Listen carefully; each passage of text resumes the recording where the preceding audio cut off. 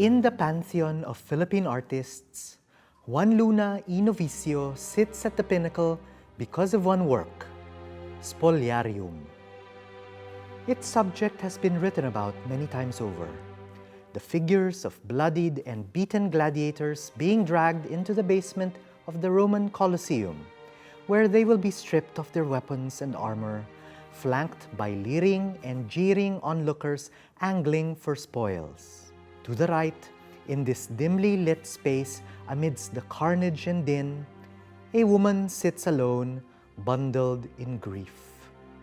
The victory of Luna's Spoliarium, winning a first-class medal at the 1884 Exposición Nacional de Bellas Artes in Madrid, together with a second-class medal for Felix Resurrección Hidalgo's Vírgenes Cristianas Expuestas al Populacho, were interpreted as shining exemplars of Filipino genius, matching and surpassing their Spanish colonial masters. So much is known about the nation's most cherished painting. But what about the time of its conception? That seminal period when the artist began synthesizing years of academic training and thinking about that pathos-filled scene set in ancient Rome, when staccato swaths and frothy impastos of oil paint first came together to conjure up that scene of utter grief and harrowing grandeur.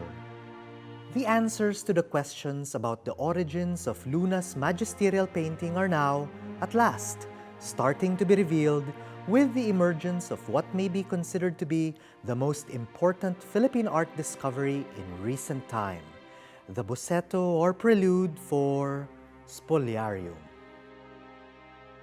In early 2018, a private European collector contacted Salcedo Auctions, sending detailed images of an oil on canvas that was clearly inscribed as a Boceto of Luna's most famous painting. Among its many fascinating details, the most revelatory aspect that roused my interest was this inscription on the lower hand corner of the painting.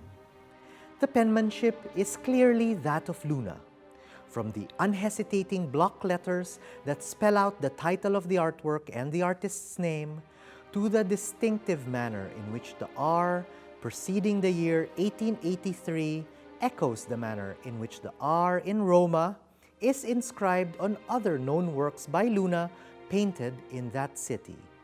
Here, we see the most tantalizing detail of the Boceto, pre-Spanish syllabary or baybayin, which spell the word bulan, the Ilocano word for moon. It is the artist's indigenized signature, Luna the moon. How then did the Boceto of the greatest artistic treasure of the Philippines come into the hands of this European collector? To solve this mystery, in mid-2018, I traveled to the location of the painting, where a surprising thread of historic and personal connections revealed even more startling discoveries. As I was ushered into the owner's sitting room, I laid eyes upon another wondrous jewel, an oil on canvas by Felix Resurrección Hidalgo depicting a female artist holding an easel.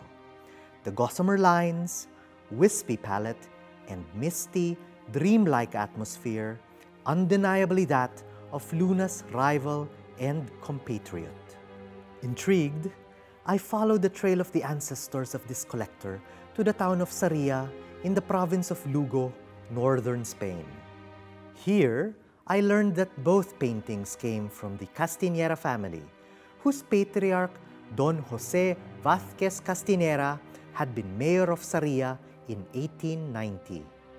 At some stage, it came into the possession of his son, Don Francisco Vázquez Gayoso, and upon his demise, ownership was then transferred to his wife, who, being childless, bequeathed the Spoliarium Boceto and the Hidalgo painting to the current owner.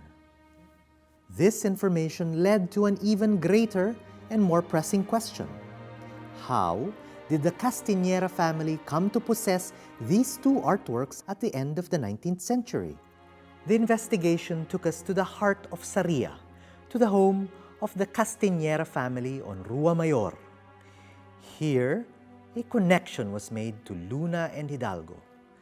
Right in front of the house was the birthplace of wealthy businessman Don Matias Lopez, who in 1889 was appointed as the commissioner of the Spanish Pavilion at the Universal Exposition in Paris. In various newspapers at the time, the names of Matias Lopez, Luna, and Hidalgo, who presented their artworks alongside other Spanish artists at that 1889 World's Fair, appeared together. It's not difficult to conjecture from this proximity and association that Lopez could have directly acquired the paintings from the artists, both having studios in Paris. Matias Lopez maintained his residence in Saria, and it is presumed that, after he acquired the paintings of Luna and Hidalgo, these were brought there. Until his death in 1891, during which period Jose Castiñera was the town mayor, Don Matias was involved in many civic projects in his hometown. Both men occupied the highest positions in Saria and would have had a political and social relationship, appearing together in newspapers from that time in addition to being next-door neighbors. It is highly likely that the transfer of ownership of the Luna Boceto as well as the Hidalgo was made during this period. There is an interesting twist to this story. Luna returned to Madrid in 1893, where he curated the Philippine showcase at the Museo Arqueológico. Among the objects listed in the exhibition catalog were Luna's own works of art that included, and I quote, the Boceto of Spoliarium and Hidalgo's La Pintura, indisputable proof of the existence of both works. Even more astonishing was finding a photograph taken at the exhibition which shows what appears to be the Hidalgo painting. This evidence raises a possible lead in the Boceto's provenance, that the works in the 1893 exhibition were loaned by Luna from either the Matias Lopez heirs, who had homes both in Madrid and Saria, or from the Castiñera family in Saria, or that Luna brought both paintings back with him from Paris, whereupon they were purchased by the Lopez heirs, who would later bring the artworks back to Saria and later transferred ownership to the Castiñeras. Given the evidence that we have compiled, it is the opinion of Salcedo Auctions that Boceto for Spoliarium is an original and authentic work by the country's greatest artist, Juan Luna y Novicio, a long-lost treasure that has finally returned to the Philippines. This discovery marks an important milestone in Philippine art history, a proud achievement by the country's premier auction house in the continuing study and increased appreciation of the nation's cultural heritage, qualities at the heart of the well-appointed life. Preview starts on Thursday, the 13th of September, and runs through Friday, the 21st of September at the gallery on Level 3 of the Peninsula Manila. The online catalog is available at salcedoauctions.com.